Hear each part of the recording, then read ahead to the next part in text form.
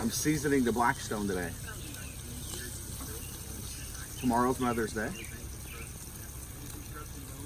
And we're getting this ready for breakfast, actually. Last night I used canola oil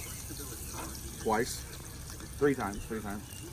And decided before we cook on it, I'm gonna cook about 3 pounds of bacon, ends and stuff. And cheap bacon.